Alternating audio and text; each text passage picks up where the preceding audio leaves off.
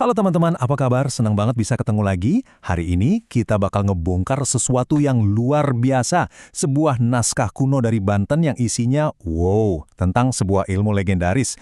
Kita akan bedah bareng-bareng, apa sih kekuatan yang dijanjikan dan gimana cara mendapatkannya menurut teks ini. Coba deh, bayangin sejenak, gimana rasanya kalau kita jadi kebal dari segala macam ancaman, punya kekuatan super gitu. Konsep buat melampaui batas kemampuan manusia ini kan seru banget ya, dan inilah inti dari apa yang akan kita bahas hari ini. Oke, kita langsung masuk aja ya. Jadi, naskah ini ngejelasin serangkaian kemampuan yang jujur aja kedengerannya kayak di film-film. Kemampuan yang konon katanya bisa didapetin sama siapapun yang mengamalkan ilmunya. Pertama, dan ini mungkin yang paling dicari-cari, adalah kekebalan total. Menurut naskahnya, ini bukan cuma kebal bacok ya, tapi kebal dari semua jenis senjata. Dari pisau, silet, bahkan sampai senjata api. Benar-benar perlindungan tingkat dewa. Nah, ini yang bikin gila. Bukan cuma soal bertahan, tapi juga menyerang. Teks ini ngeklaim penggunanya itu bisa menyerap kekuatan seluruh penduduk satu kota. Bayangin kekuatan ribuan orang disatuin buat ngelawan musuh. Gak peduli musuhnya ada berapa banyak. Ada lagi nih, kemampuan buat ngilang secara instan. Di naskahnya disebut halimunan instan. Caranya, cukup niat di dalam hati dan wuss, langsung gak kelihatan. Keren banget kan? Eits, belum selesai. Ilmunya makin dahsyat loh. Ada yang namanya pecah raga. Ini kemampuan buat menggandakan diri. Jadi bisa menciptakan banyak cloningan fisik buat ngebingungin dan ngelawan musuh. Satu orang serasa 1000. Soal kekuatan ofensifnya, nggak kalah ngeri. Cuma dengan bentakan suara atau satu hentakan kaki aja ke tanah, musuh di depan kita bisa langsung lumpuh, nggak bisa gerak. Gila kan?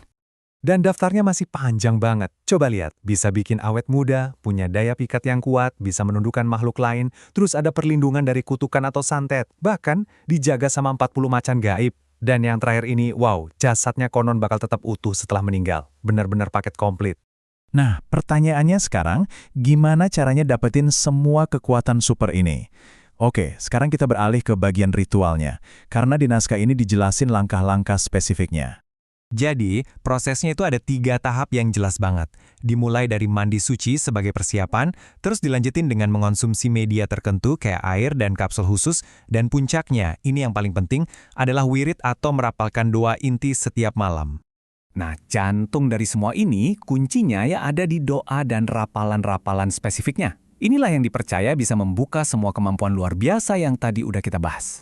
Ritualnya dimulai dengan yang namanya tawasul.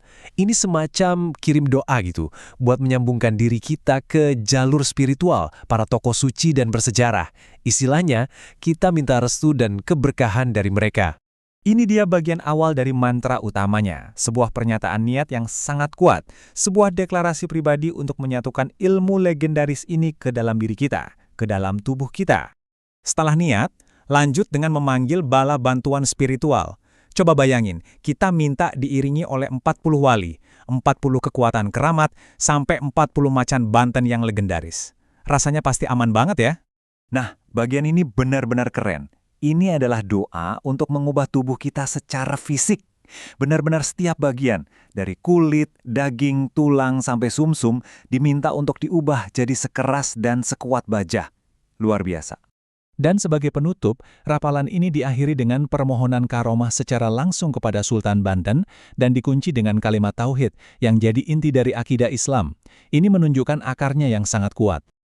Jadi, dari semua yang udah kita lihat, jelas banget ya kalau ini tuh bukan sekedar mantra biasa. Ini adalah sebuah sistem pengetahuan esoteris yang sangat kompleks, sebuah warisan budaya dan spiritual dari Banten yang luar biasa kaya. Ini ninggalin kita sama satu pertanyaan besar sih.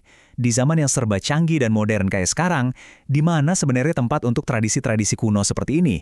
Masih relevan nggak sih buat kita? Gimana menurut kalian? Menarik banget kan pembahasannya? Kalau kalian suka, jangan lupa ya buat like, share, dan subscribe biar nggak ketinggalan kupasan seru lainnya. Saya pengen banget dengar pendapat kalian, jadi langsung aja tulis di kolom komentar ya. Terima kasih banyak sudah menyimak.